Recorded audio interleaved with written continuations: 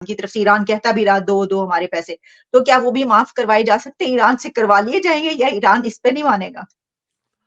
क्या कहा जा सकता है, यानी पाकिस्तान तो प्रोफेशनल हो गया ना लोगों से भीख मांगने में। हाँ।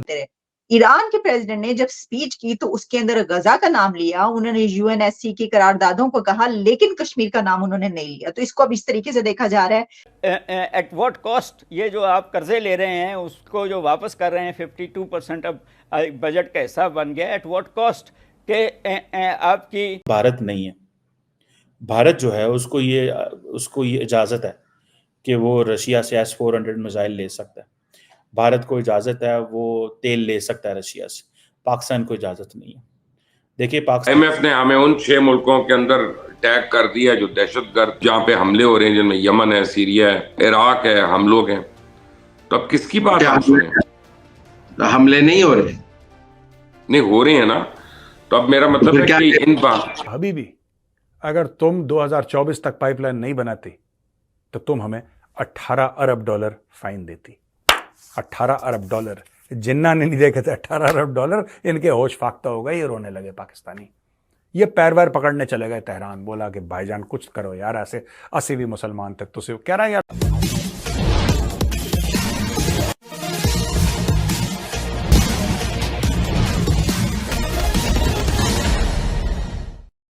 पाकिस्तान की धरती पर ही खड़े होकर ईरानी राष्ट्रपति ने एक बार नहीं पाकिस्तान को 2 बार बेइज्जती कर डाला।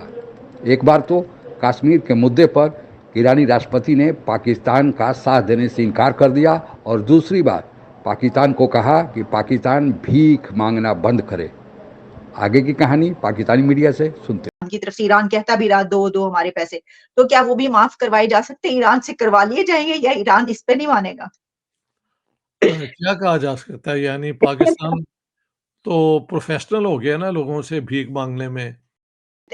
ईरान के प्रेसिडेंट ने जब स्पीच की तो उसके अंदर गजा का नाम लिया, उन्होंने यूएनएससी की करारदादों को कहा, लेकिन कश्मीर का नाम उन्होंने नहीं लिया। तो इसको अब इस तरीके से देखा जा रहा है कि पहले सऊदी अरेबिया में ये हुआ था कि उन्होंने कश्मीर का नाम ही नहीं लिया था, बल्कि वहां पे तो कश्मीर के ऊपर कुछ हुआ ही नहीं था, और यहाँ पर अब ईरान ने भी कश्मीर का नाम नहीं लिया, एक तरीके से इग्नोर कर दिया। तो क्या आप समझते हैं कि यानी सर ईरान के साथ तो जो ताल्लुकात है इंडिया के, सऊदी अरेबिया के, तो वो क्यों नाम लेंगे या उनको लेना चाहिए था? नहीं, सारी दुनिया को समझ आ गई है कि कश्मीर का प्रॉब्लम जो है वो अपना एक फिजिकल हल उसका हो चुका। भारत नहीं है। भारत जो है उसको ये इजाज़त है कि वो रशिया से S-400 मिसाइल ले सकता है। भारत को इजाज़त है वो तेल ले सकता है रशिया से। पाकिस्तान को इजाज़त नहीं है। देखिए पाकिस्तान को इजाज़त नहीं है कि हम जो है वो टर्की से हेलीकॉप्टर्स ले सकें, बिकॉज़ उससे थर्ड पार्टी वेरिफिकेशन चाहिए, जो कि अमेरिकन्स ने करनी होती है, क्योंकि वो बहुत सारी आई थिंक इंजन्स बनाते हैं हेलीकॉप्टर्स के। रिसेंटली पाकिस्तान लेना चाह रहा था। सो हम तो एक बड़ी मुश्किल में हैं और हमारी लीडरशिप ने कोई हमारा मुस्तकबिल चेंज करने के लिए कोई काम नहीं किया हुआ, क्योंकि उनकी आपस की लड़ाइयाँ ख़त्म ही नहीं होती, तो वो हमें कहाँ वॉच करेंगे। अपनियाँ जिसे वो कहते हैं ना, लड़ाइयाँ ख़त्म होंगी तो वो वॉच। IMF ने हमें उन 6 मुल्कों के अंदर टैग कर दिया जो दहशतगर्द, जहाँ पे हमले हो रहे हैं, जिनमें यमन है, सीरिया है, इराक है, हम लोग हैं। तो अब किसकी बात हम सुने? हमले नहीं हो रहे, नहीं हो रहे हैं ना। तो अब मेरा मतलब है कि इन हमलों में उनके बकौल इकोनॉमी बेहतर नहीं हो सकती। सर्टेनली हमारी इकोनॉमी 6% पे तो ग्रो नहीं कर सकती।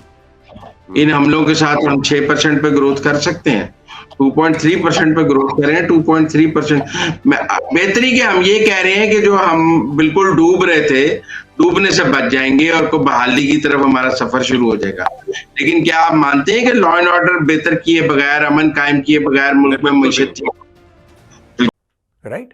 पाकिस्तान ना कभी कभी बच्चा बन जाता है कि यार पैसे नहीं है हमारे पास। सच बात तो है कि पाकिस्तान को डर लग रहा बहुत ज्यादा अमेरिकन से, और अमेरिकन ने उनकी चाबी दे रखी है अच्छी तरीके से।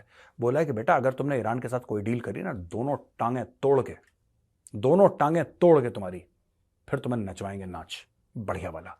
तो पाकिस्तानियों ने अब तक मना करा। अच्छा, बीच में पाकिस्तानी भूल गए कि उसमें फाइन का भी एक पैराग्राफ था नीचे कहीं लिखा हुआ ये पाकिस्तानी भूल गए। जहां पे पाकिस्तानियों की देनदारी होती है पाकिस्तानी भूल जाते हैं। बड़े मासूम कौम है इस मामले में ना, जहां पे उनको देना पड़ता है भूल जाते हैं, जहां पे लेना पड़ता है डेली याद दिलाएंगे 5 बार।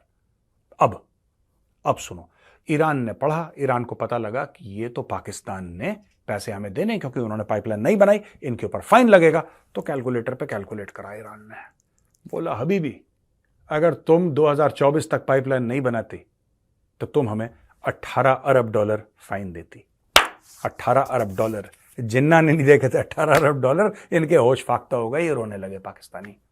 ये पैर वैर पकड़ने चले गए तेहरान, बोला कि भाईजान कुछ करो यार, ऐसे 80 मुसलमान तक तो सिर्फ कह रहा है यार। पाकिस्तान को इस किस्म की शय देने में कश्मीर के इशू पे ईरान ने चुप्पी इख्तियार कर ली है, और सऊदीज भी यही करते हैं क्योंकि पाकिस्तान के पास कोई केस नहीं ना है। They have no case.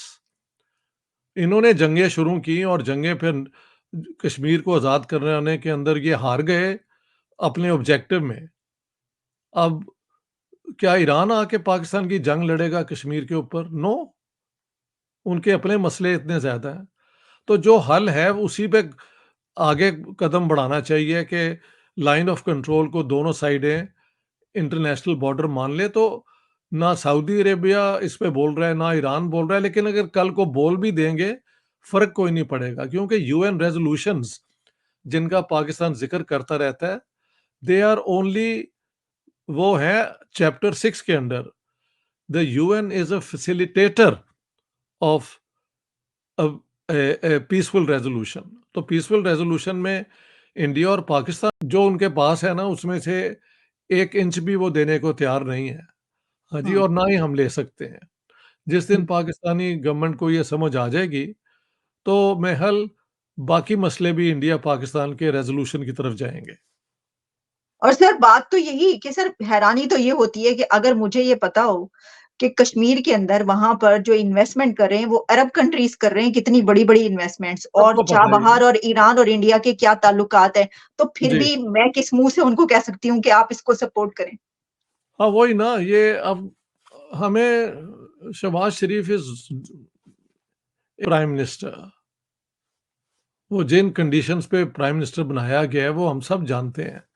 दरअसल कुछ समय पहले इमरान खान ने जो गलती किया था वही गलती अब फिर पाकिस्तान दोहराने जा रहा है। जिस दिन रसिया ने यूक्रेन पर आक्रमण किया था ठीक उसी दिन इमरान खान रूस पहुंचे हुए थे। अब फिर वही ईरान और इजराइल के बीच जो युद्ध चल रहा है, उसी दौरान ईरानी राष्ट्रपति को अपने यहाँ बुलाकर पाकिस्तान ने फिर बड़ी भारी भूल की है। इसलिए अमेरिका ने धमकी भी दिया है कि पाकिस्तान पर सैंक्शन जल्द ही लगने जा रहा है। दरअसल ईरानी राष्ट्रपति का मकसद पाकिस्तान आना पाकिस्तान को कोई फ़ायदा देना नहीं था, बल्कि पाकिस्तान को धमकी देना था। एक तो ईरान और पाकिस्तान जो गैस पाइपलाइन बन रहा है, ईरान ने अपने इलाके में वो पाइपलाइन बना दिया है, लेकिन पाकिस्तान अमेरिका के डर से अभी तक नहीं बना पा रहा है।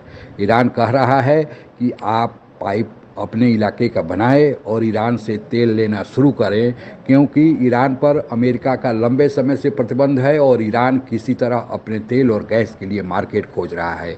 लेकिन पाकिस्तान के लिए संभव नहीं दिख रहा है। IMF से लोन लेना है तो अमेरिका की मदद की ज़रूरत है, और अगर गैस पाइपलाइन ईरान से कनेक्ट करता है पाकिस्तान तो फिर अमेरिका का सैंक्शन लगना ज़रूरी है, और नहीं बनाता है तो ईरान पाकिस्तान को इंटरनेशनल कोर्ट में ले जाकर 14 बिलियन का प्लेंटी भी लगवा सकता है।